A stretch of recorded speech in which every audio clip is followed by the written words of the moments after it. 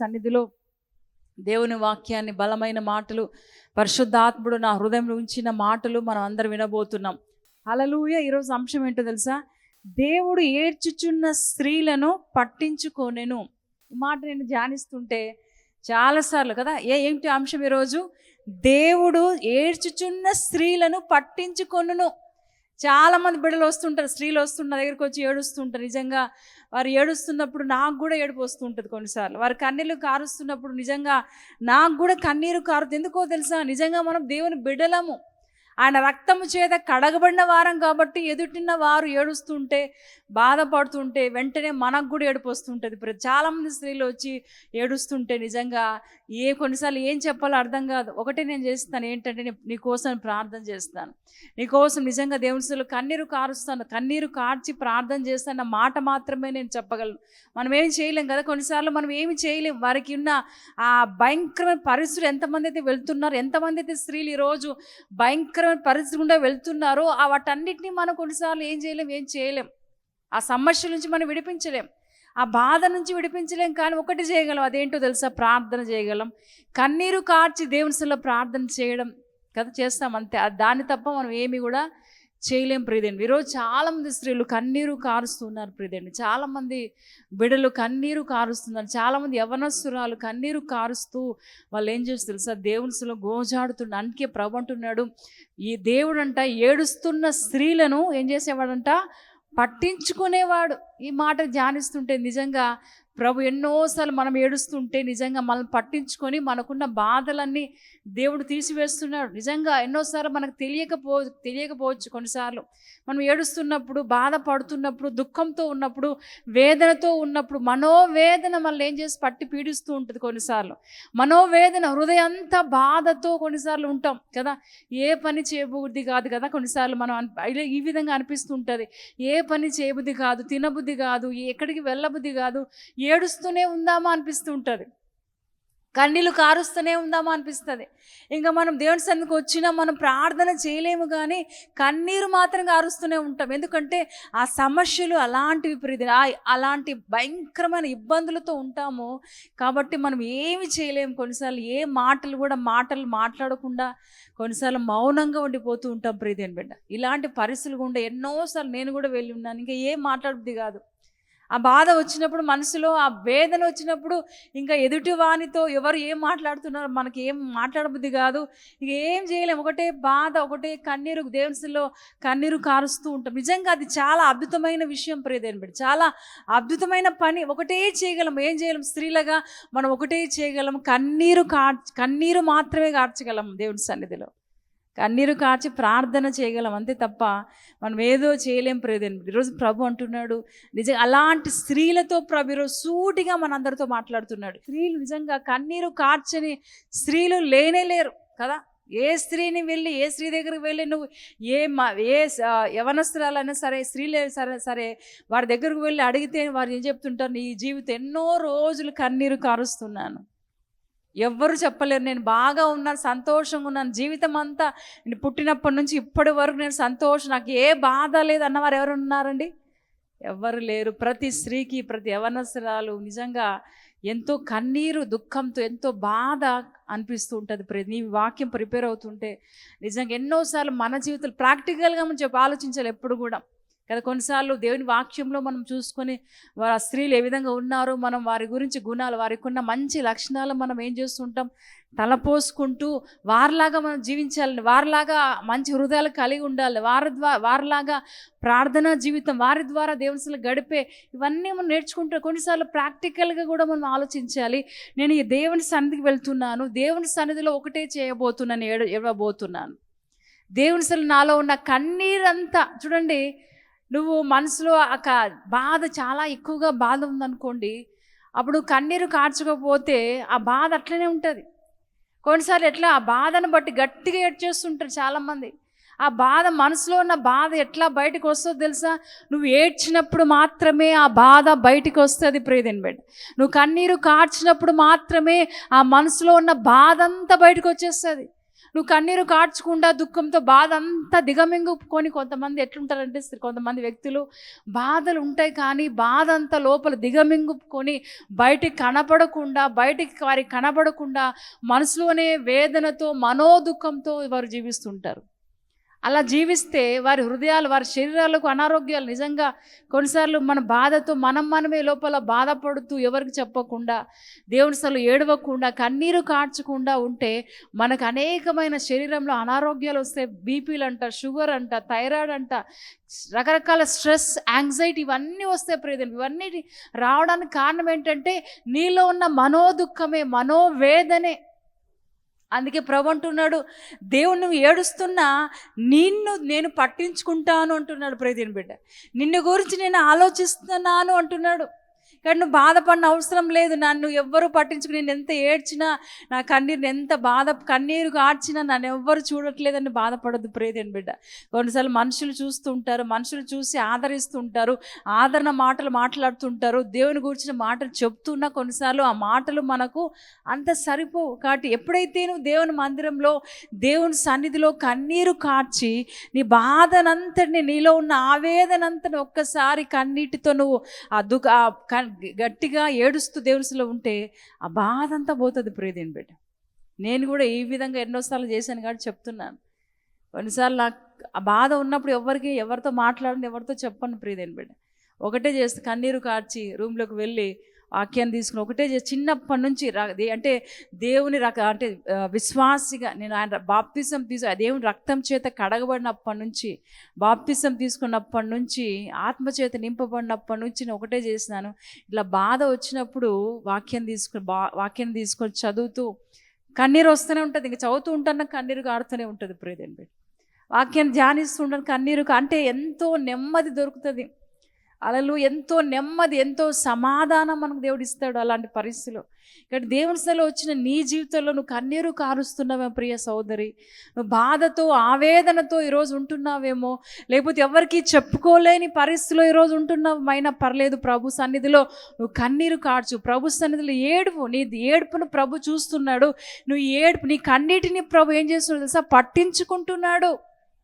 ఈరోజు చాలామంది స్త్రీలు నిజంగా ఎంతో ఎంతో వేదనతో ఉన్నారు ప్రియదేవుని బిడ్డ. ఎన్నో సమస్యలు, స్త్రీలకు వచ్చిన సమస్యలు ఇంకెవ్వరికి లేవు. అంత భయంకరమైన పరిస్థితులు భయంకరమైన సమస్యలు ఎవరికీ చెప్పుకోలేని కొన్నిసార్లు అలాంటి పరిస్థితులు గుండా స్త్రీలు వెళ్తున్నారు. నిజంగా ప్రభు ఈరోజు ఈ మాట ధ్యానిస్తుంటే ప్రభు ఎంతో చక్కగా నాతో మాట్లాడుతున్నాడు ప్రియదేవుని బిడ్డ. ఏడుస్తున్న వారితో నువ్వు వెళ్ళి చెప్పు, నిజంగా నువ్వు ఏడిస్తే నీ జీవితాన్ని దేవుడు కన్నీరు కారుస్తే, అంటే హృదయాన్ని ఏడవడం అంటే నాకు అది లేదు ఇది లేదని ఏడవడం కాదు నేను చెప్పేది. కొన్నిసార్లు ఏడుస్తుంటారు కొంతమంది, నాకు కార్ లేదు, బంగ్లా లేదు, తిండి లేదు, నాకు జాబ్ లేదు, ఉద్యోగం లేదు, మంచి భర్త లేడు, భార్య, దీనికోసం ఏడవద్దు. హల్లెలూయా. నీలో ఉన్న బాధ, ఆవేదన అంతా హృదయం కుమ్మరించి దేవుని ఎప్పుడైతే కన్నీరు కారుస్తావో, దేవుని స్తుతిస్తావో, కన్నీటితో నిజంగా దేవుని ఎప్పుడైతే ఘనపరుస్తావో, దేవుడు నీ కన్నీటిని పట్టించుకునే దేవుడు. నువ్వు అంటున్నావే, నన్ను ఎవరు పట్టించుకోవట్లేదు, నన్ను ఎవరు చూడట్లేదు అంటున్నావే, నిజంగా ప్రభు నిన్ను పట్టించుకుంటున్నాడు ప్రియదేవుని బిడ్డ. ఈ మధ్యకాల సమయం ప్రభు నీ కన్నీటిని చూస్తున్నాడు, నీ కన్నీటిని పట్టించుకుని. అందుకే మనం కార్చిన ప్రతి కన్నీటి బొట్టును దేవుడు ఏం చేస్తాడు తెలుసా, బొడ్డులో దాచిపెట్టుకుంటున్నాడు. ప్రతి కన్నీటి బొట్టు, దేవుని సన్నిధిలో కార్చిన ప్రతి కన్నీటి బొట్టును భద్రంగా దాచిపెట్టు. ఈరోజు నిజంగా గమనిస్తుంటే ఎన్నో విషయాలు మనం చూస్తుంటే, వింటుంటే చాలా బాధ అనిపిస్తుంది. గడిచిన దినాన ప్రొద్దుటూరు ఒక అమ్మాయి నిజంగా వాళ్ళ తల్లులు ఎంత వేదన పడి ఉంటారో ఒకసారి ఆలోచించండి. ప్రొద్దుటూరులో ఉన్న అమ్మాయి బీటెక్ సెకండ్ ఇయర్ చదువుతుందంట. ఆ అమ్మాయి ఎవరో ఏమైనా ఆమెను చంపేశారు ప్రియదేవుని బిడ్డ. భయంకరంగా ఆమెను ఏం చేస్తారు, పాడు చేసి చంపేశారు. ఎంత ఘోరమైన పరిస్థితి అంటే తల్లిదండ్రులకి ఎంతో వేదన, ఎంతో దుఃఖం, ముఖ్యంగా తల్లికి ఎంతో వేదన పడి ఉంటుందో ఒకసారి ఆలోచించండి. ఇవన్నీ జరుగుతున్నాయి కదా. లోకం ఎట్లుందంటే భయంకరమైన పాపంతో నింపబడింది లోకం. చెడ్డ దినాల్లో ఉన్నాం. హల్లెలూయా. భయంకరమైన దినాల్లో, ఈ దినాలు ఎలాంటివో తెలుసా, అపాయకరమైన దినాలు, దుర్దినాలు అని దేవుని వాక్యం సెలవిస్తుంది. భయంకరంగా అమ్మాయిని ఏం చేసి తెలుసా, పాడు చేసి ఎక్కడో పడేసి చంపేశారు ప్రియదేవుని బిడ్డ. ఇవన్నీ చూస్తుంటే, వింటుంటే కొన్నిసార్లు వేదన, మనసులో బాధ, మా పిల్లలు కూడా బయటికి వెళ్ళారు, మన పిల్లలు కూడా కాలేజీకి వెళ్ళారు. వారి పరిస్థితి ఏంటి అని కొన్నిసార్లు ఎంతో ఆవేదనతో మనం ఉంటాం. ప్రియదేవుని బిడ్డ, నిజంగా వీరి గురించి మనం ఎక్కువగా ప్రార్థన చేయాలి. వీరి గురించి మనం ఏం చేయాలి? ఎక్కువగా కన్నీరు కార్చి ప్రార్థన చేయాలి. వీరి గురించి ఎక్కువగా మనం ఏం చేయాలి? గోజాడాలి దేవుడి సన్నిధిలో. వీరి గురించి దేవుడి సన్నిధిలో ఏం చేయాలి? బతిమాలాడాలి. హల్లెలూయా. కాబట్టి ప్రియదేవుని బిడ్డ, ప్రతిరోజు మాట్లాడుతున్నాడు. దేవుడు పట్టించుకునే దేవుడు. నువ్వు ఏడుస్తున్నా, నువ్వు కన్నీరు కారుస్తున్నా, దేవుడు నిన్ను పట్టించుకునే దేవుడు. ప్రియదేవుని బిడ్డ, కొన్నిసార్లు మన భర్తలను ఏడుస్తుంటే పట్టించుకోరు. కొన్నిసార్లు కదా, మనం ఏడుస్తుంటే వారు పట్టించుకుంటే కొన్నిసార్లు పట్టించుకోరు. నీ కర్మను కాదు, సావు ఎట్లన్నా సావు, నీ బాధను భరించని కొంతమంది భర్తలు విడిచిపెట్టి ఏం చేసి పట్టించుకోరు. ఎందుకు ఏడుస్తున్నావు, ఏంటి పరిస్థితి అని తెలుసుకొని కూడా తెలుసుకొని భర్తలు ఈరోజు చాలామంది ఉన్నారు. ప్రియదేవుని, దాని గురించి నువ్వు వర్రీ కావద్దు. దేవుడు, మన దేవుడు ఉన్నాడు, నిన్ను పట్టించుకునే దేవుడు ఒక ఆయన ఉన్నాడు. హల్లెలూయా. నిన్ను చూసి నీ యొక్క కన్నీటిని చూసే దేవుడిని పట్టించుకునే దేవుడు ఒక ఆయన ఉన్నాడు. ఎప్పుడు మనము వాటి గురించి ఆలోచించద్దు. ప్రియదేవుని, ఒక ఆయన ఉన్నాడు మన దేవుడు. అలా మనం చూస్తున్న దేవుడు ఒక ఆయన ఉన్నాడు. కాబట్టి ఎందుకు బాధపడాలి? హల్లెలూయా. ఎందుకు మనం ఏం కావాలి? బాధపడాలి. ప్రియదేవుని బిడ్డ, హల్లెలూయా. కాబట్టి బైబిల్ గ్రంథంలో కూడా మనం చూసినట్లయితే ఏడుస్తున్న స్త్రీలు చాలామంది ఉన్నారు. అందుకే వారిని దేవుడు ఏం చేసి యేసయ్య పట్టించుకొని వారికి ఉన్న సమస్యలు, వారికి ఉన్న బాధలు, వారికి ఉన్న బంధకాలు, రోగాలు అన్నీ కూడా విడుదల చేశాడు. హల్లెలూయా.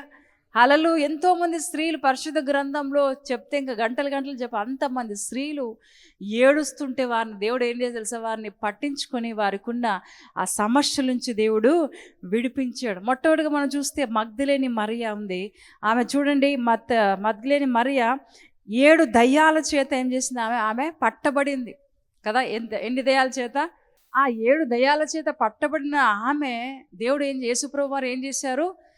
విడిపించాడు. ఆ భయంకరమైన పరిస్థితి నుంచి దేవుడు ఏం చేశాడు? విడిపించాడు. ప్రియదేవుని బిడ్డ, విడిపించి ఆమె యొక్క నిజంగా ఆ భయంకరమైన పరిస్థితిలో 7 దయ్యాలు పట్టిన ఆ మగ్దలేని మరియా విషయాన్ని మనం ఆలోచిస్తే ఎంతో ఏడుపుతో ఉందేమో. ఒకవేళ భయంకరమైన వేదనతో, ఆమెకున్న బంధకాలు, ఆమెకున్న కాడి మానులు, నిజంగా ఆమెకున్న చెరలో పడిపోయింది. అయితే బయటికి రాలేని పరిస్థితి, ఎంతో ఏడుస్తూ ఎంతో బాధతో ఆమె జీవితంలో దేవుడు ఏం చేశాడు తెలుసా? ఆమెను పట్టించుకున్నాడు. ఆమెకున్న బంధకాలంతటినీ దేవుడు ఏం చేశాడు తెలుసా? తీసివేశాడు. ఆమెకున్న బంధకాలు పోయాయి. ఇంకా 7 దయ్యాలతో బాధపడుతున్న ఆమె యొక్క జీవితాన్ని దేవుడు ఏం చేశాడు? మార్చివేశాడు. ఆమె చెరలో ఉంది. ఆ చెరలో ఉన్న ఆమెను ఏం చేశాడు తెలుసా? దేవుడు విడిపించాడు. ప్రియదేవుడు, మన దేవుడు ఎలాంటి దేవుడు తెలుసా? బంధకాల్లో ఉన్న వారిని విడిపించే దేవుడు మన దేవుడు. చెరలో ఉన్న వారిని విడుదల చేసే దేవుడు. హల్లెలూయా. కాడి మాండ్లో ఉన్న వారిని దేవుడు విడిపించే గొప్ప దేవుడు. ప్రియదేవుని బిడ్డ, అందుకే ఆమె ఏమైంది తెలుసా? విడుదల పొందింది.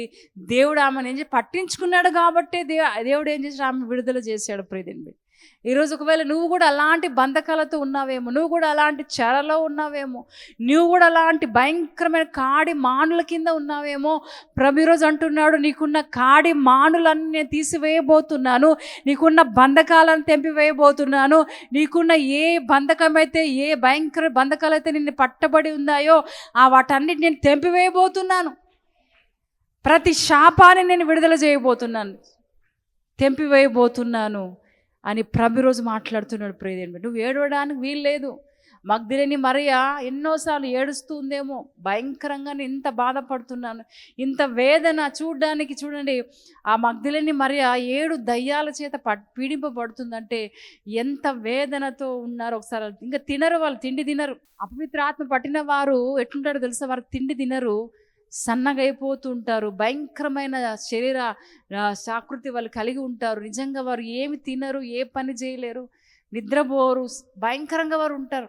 అలాంటి బంధకాలు ఉన్న వ్యక్తిని ప్రభు ఏం చేశారు తెలుసా? విడుదల చేశారు. ఎంతో వేదనతో ఏడుస్తుందేమో ఆమె మగ్దలేని మరియా. అయితే ప్రభు ఆ ఏడుపుని ఏం చేశాడు తెలుసా? పట్టించుకున్నాడు. ఆ కన్నీటిని ప్రభు చూశాడు.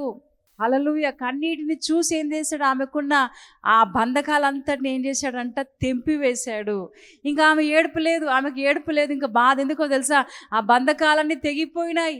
హల్లెలూయా. కాడి మాటలన్నీ విరిగిపోయాయి, విరగొట్టాడు ప్రభు. కాబట్టి ఇంకా ఆ రోజు నుంచి ఆమె ఏడవలేదు. ఏం తెలుసా, దేవుణ్ణి వెంబడించింది ప్రియదేవుని. ఇంకా యేసయ్యని ఏం చేసింది, మగ్దలేని మరియ వెంబడించింది. ఎప్పటి వరకు తెలుసా, ఆయన చనిపోయేంత వరకు, ఆ శిలువలో మరణించేంత వరకు ఆయన దగ్గరే ఉంది, యేసే దగ్గరే ఉంది. యేసుని వెంబడిస్తూ, ఎందుకంటే ఆ భయంకరమైన బంధకాలు ఉంది కాబట్టి ఆ బంధకాలను ఆమె ఏడుపును చూశాడు ప్రభు. ఆమెను పట్టించుకుని ఆ బంధకాలను తెంపి వేశాడు. ఇంకా ఆమెలో ఏడుపు లేదు, ఇంకేమైంది తెలుసా, ఆమెలో దుఃఖం లేదు, బాధ లేదు. ప్రియదేవుని, మన దేవుడు ఎలాంటి దేవుడు తెలుసా, మన అంగలార్పును నాట్యంగా మార్చే గొప్ప దేవుడు. హల్లెలూయా. మన కన్నీటిని చూసే దేవుడు, అంగలార్పును నాట్యంగా మార్చే దేవుడు. ఇంకా ఆ రోజు ఆమె ఏడుపు లేదు, ఎందుకంటే యేసు ప్రభువుని ఏం చేస్తుంది తెలుసా, వెంబడిస్తుంది. ఈరోజు ప్రియ సోదరి, ఒకవేళ ఇలాంటి ఏడుపుతో, ఇలాంటి భయంకరమైన బంధకాలతో ఒకవేళ ఉంటే, ప్రభు నీ బంధకాలంతటినీ తెంపివేయబోతున్నాడు. నీకున్న సంఖ్యల నుంచి, ఆ చెరలో నుంచి దేవుడు విడుదల చేయబోతున్నాడు. హల్లెలూయా. మొన్నటి దినాన్ని మేము ఒక ప్రాంతానికి వెళ్ళాం, కడపలో ఒక ప్రాంతానికి వెళ్ళాం. అక్కడ రిహాబిలిటేషన్ సెంటర్ అని ఒకటి ఉంది. అంటే వారు ఏం చేశారంటే, బంధకాలు, ఆల్కహాల్ తాగే వారికి ఒక రీహాబిలిటేషన్ సెంటర్ ఉంటుంది అన్నమాట. వాళ్ళంటే ఆ బంధకాల నుంచి పైకి రాలేరు ప్రియదేవుని బిడ్డ. ఎంత అడిక్ట్ అయిపోయింటారంటే వారు తాగకుండా ఉండలేరు, వారు ఖచ్చితంగా తాగాల్సిందే. ఆల్కహాల్ తాగకపోతే వారి శరీరంలో వణుకు వచ్చేస్తుంది, ఇంకేం చేయలేదు, ఖచ్చితంగా తాగాలి. అలాంటి వారికి రీహాబిలిటేషన్ సెంటర్ అని కడపలో పెట్టారు. అయితే వెళ్ళాం, ప్రార్థనకి వెళ్ళి అక్కడ కూడా వెళ్ళాం, చూడ్డానికి వెళ్తే చాలామంది యవనస్తులు, ప్రియదేవుని బిడ్డ, చాలామంది వ్యక్తులు, బిడ్డలు ఆ బంధకాలతో ఉంటున్నారు. నిజంగా వారిని చూసినప్పుడు వారు ఎట్లున్నారు, సంతోషం లేదు వారి ముఖాల్లో సంతోషం, ఆనందం లేదు. ఏదో పోగొట్టుకున్నట్టుగా, ఏదో దిగులుగా వారు ఉన్నారు. వారి దగ్గరికి వెళ్ళి మేము ప్రార్థన చేసినప్పుడు వారు ఎంతగానో సంతోషపడ్డారు ప్రియదేవుని బిడ్డ. ఎందుకంటే ఆ బంధకాలు అలాంటివి, ఆ బంధకంలో నుంచి వారు బయటికి రాలేని పరిస్థితిలో ఉన్నవారు వాళ్ళు. అందుకే ఆ రిహాబిలిటేషన్ సెంటర్లో వారికి ప్రతిరోజు వారికి కౌన్సిలింగ్ ఇస్తూ, వారికి మాట్లాడుతూ, వారికి మంచి డైట్ ఇస్తూ వారిని ఏం చేస్తుంటారు, అక్కడ ఉంచుతూ ఉంటారు ప్రియదేవుని బిడ్డ.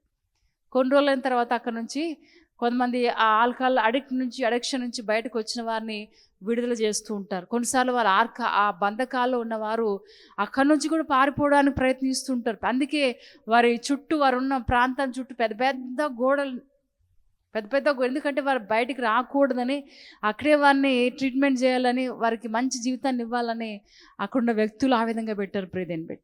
హల్లెలూయా. ఈరోజు చాలామంది బంధకాలతో ఉన్నారు. ఆల్కహాల్ అనే బంధకాలు, లేకపోతే వ్యభిచారం అనే బంధకాలు, మట్కా, గుట్కా, రకరకాలైన బంధకాలు. హల్లెలూయా. చాలా రకాల బంధకాలతో ఈరోజు జీవిస్తున్నారు ప్రియదేవుని బిడ్డ.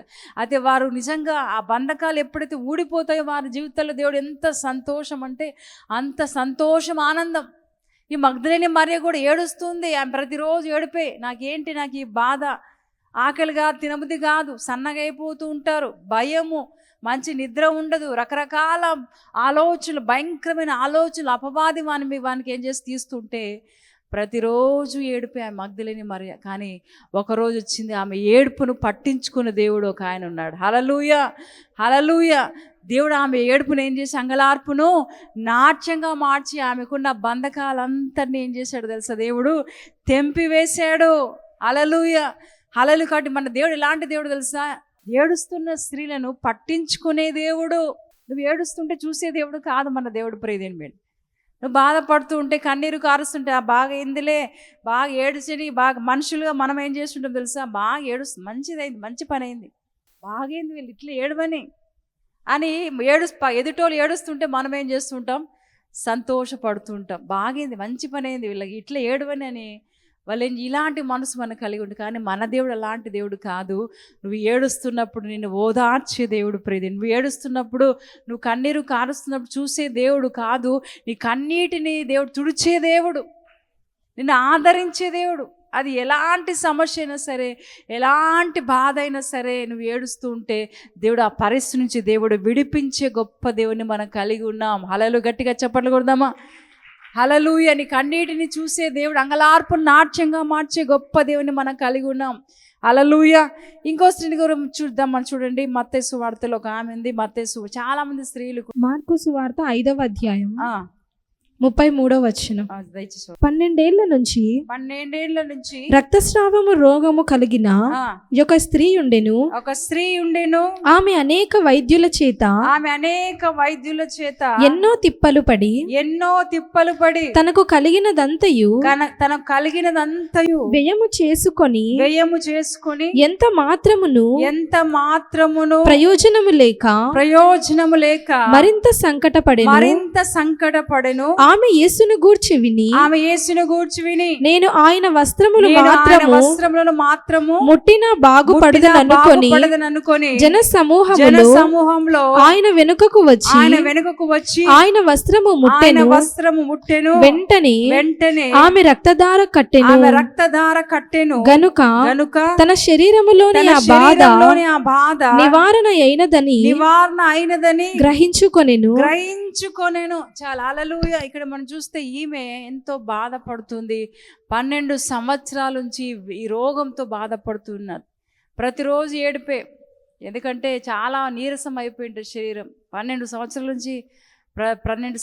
నుంచి రక్తస్రావం జరుగుతుంటే మనిషికి ఎట్లుంటుంది? భయంకరమైన నీరసం, బలహీనత, అలా ఏమి తినబుద్ధి కాదు, భయంకరమైన పరిస్థితులు ఉన్న ఆమెను నిజంగా దేవుడు ఏం చేశాడు తెలుసా? కనికరించాడు. ప్రతిరోజు ఏడుపు, ఎన్నో డాక్టర్స్ దగ్గరికి వెళ్ళింది కానీ ఆమె రోగం బాగాలి. ఎంతో డబ్బు వెచ్చించింది, ఎంతో ఆమెకున్న ఆస్తి అంతటిని అమ్మి డాక్టర్ దగ్గరికి వెళ్ళింది, హాస్పిటల్స్ వెళ్ళింది కానీ ఆ డాక్టర్ ఏం చేయలేదు, ఆమెను బాగు చేయలేదు. అది యేసుప్రభు వారి గురించి వినింది. అందుకే ఏం చేసింది తెలుసా? దేవుని యేసు దగ్గరికి వెళ్తే ఖచ్చితంగా నా రోగాన్ని దేవుడు బాగు చేస్తాడు, నాకున్న ఈ భయంకరమైన వ్యాధిని దేవుడు స్వస్థపరుస్తాడని అనుకుని ఏం చేసింది తెలుసా? యేసుప్రభు వారి దగ్గరికి వెళ్ళగానే చూడండి 28వ వచనంలో, ఆమె యేసుని గూర్చి విని నేను ఆయన వస్త్రం మాత్రం ముట్టినా బాగుపడదని అనుకొని జన సమూహంలో ఆయన వెనకకు వచ్చి ఆయన వస్త్రము ముట్టెను. హల్లెలూయా. యేసయ్య గురించి విని అనుకుంది, యేసయ్య దగ్గరకు వెళ్ళి ఆయన వస్త్రం చెంగు ముడితే చాలు నేను బాగవుతాను. ఎంత విశ్వాసం! ఆయన దగ్గరకు వెళ్ళి ఆయన చేతులను నా మీద పెట్టించుకొని ప్రార్థన చేసిన రోగం పోతుంది అనుకోలేదు ఆమె. ఆయన వస్త్రపు చెంగును ముట్టితే చాలు నేను బాగవుతానన్న విశ్వాసంతో ఏం చేసి తెలుసా? యేసయ్య దగ్గరకు వెళ్ళింది. ప్రియదేవుని యేసయ్య చుట్టూ జన సమూహం, ఆయన ఎక్కడ వెళ్ళినా ఆయన చుట్టూ ఎవరు ఉన్నారు? జన సమూహం, చాలామంది వ్యక్తులు ఉంటారు. అయితే అలాంటి పరిస్థితులు ఆమె అనుకుంది, యేసయ్య దగ్గర ఎట్లయినా వెళ్ళాలి, చుట్టూ ఉన్నారు కానీ వెళ్ళలేని పరిస్థితి. కానీ అనుకుంది ఎట్లోకట్లా యేసయ్య దగ్గరికి వెళ్ళాల్సిందే. హల్లెలూయా. వెళ్ళి ఏం చేసింది? ఆ గుంపులకు వెళ్ళి ఆయన వస్త్రపు చెంగును ఏం చేసిందంట? తాకింది. వెంటనే ఆమె యొక్క రక్తధార ఆగిపోయింది. హల్లెలూయా.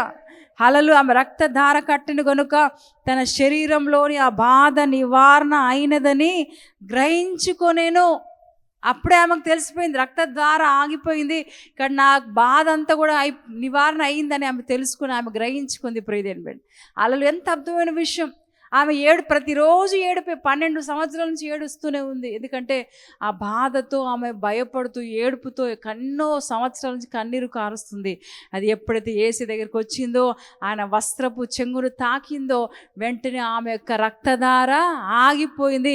ఇక్కడ దేవుడు ఆమె యొక్క ఏడుపును పట్టించుకోనేనో గట్టిగా చప్పట్లు కొడదాం. హల్లెలూయా. ఆమె ఏడుపును ఏం చేశాడు? దేవుడు పట్టించుకున్నాడు. ఎన్ని రోజుల నుంచి ఏడుస్తుంది ఆమె? 12 సంవత్సరాల నుంచి ఏడుస్తూనే ఉండదు. ఎందుకంటే అంత రోగం, భయంకరమైన రోగం, అలలు ఏడుస్తూనే ఉంది. అయితే ప్రభు ఆమె ఏడుపుని ఏం చేశాడు? పట్టించుకున్నాడు.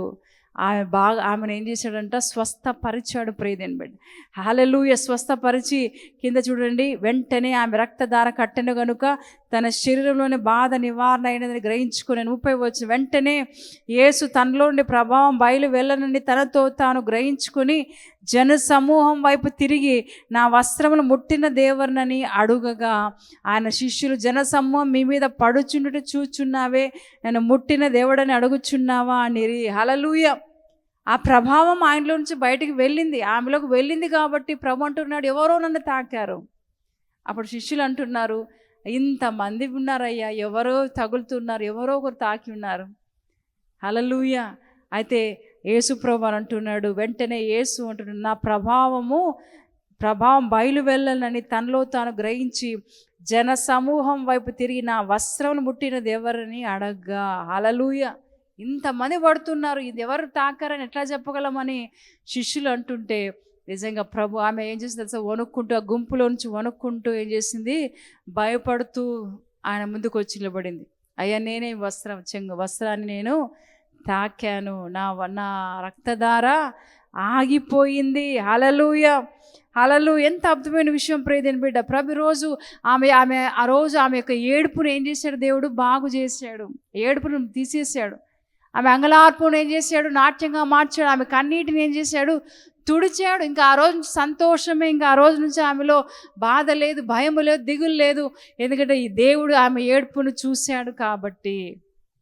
హల్లెలూయా. ఇంకా ఆ రోజు నుంచి ఆమె దుఃఖముగ్గా లేదు, సంతోషం, సమాధానం, నెమ్మదితో ఆమె అక్కడి నుంచి వెళ్ళిపోయింది ప్రియదేని బిడ్డ. కాబట్టి ప్రియదేని బిడ్డ, ఏడుపుతో ఉన్న స్త్రీలను దేవుడు ఏం చేశాడో తెలుసా, పట్టించుకునే దేవుడు.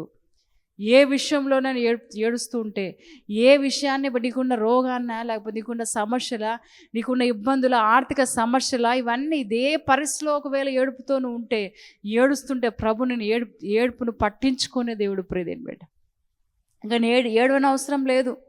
ప్రభు అంటూ నువ్వు బాధపడిన అవసరం లేదు. నీ కళ్ళ నుంచి కన్నీరు రావడం ఇంకా రావద్దు. ఎందుకో తెలుసా, దేవుడు నీ కన్నీటిని చూసిన దేవుడు. హల్లెలూయా హల్లెలూయా. కాబట్టి ప్రియదేని బిడ్డ, రెండోది ఎవరంట, రక్తస్రావం గల స్త్రీని దేవుడు ఏం చేశాడు, ఆమెను తాకాడు. ఆమెలో ఉన్న ఏడుపును ఏం చేశాడు, దేవుడు పట్టించుకున్నాడు. మూడోదిగా మనం చూస్తాం సమరయ స్త్రీ కదా, యోహాను సువార్తలో ఉంటుంది 4వ అధ్యాయము, చూడని అవసరం లేదు. సమరయ స్త్రీ ఎట్లుంది తెలుసు, సమరయ స్త్రీ కూడా ఎట్లుంది, ఆమె భయంకరమైన జీవితాన్ని గడుపుతుంది, భయంకరమైన వ్యభిచారంతో ఆమె జీవిస్తుంది. ఆమె ఎంతమంది భర్తలు ఉన్నారు, 5 మంది పెనిమిట్లు. సరే 5 మంది పెనిమిట్లు ఉందంటే ఇంకో వ్యక్తి ఉన్నాడు. హల్లెలూయా. ఎంత భయంకరమైన విషయం అంటే ఆమె బంధకాల్లో ఆ విధంగా ఉండిపోయింది ప్రియదండి. విచారం అనే బంధకాల్లో మగ్గిపోతుంది, బయటికి రాలేని పరిస్థితిలో ఆమె ఉంది. హల్లెలూయా. చాలా జాగ్రత్తగా మనం ఆలోచిద్దాం.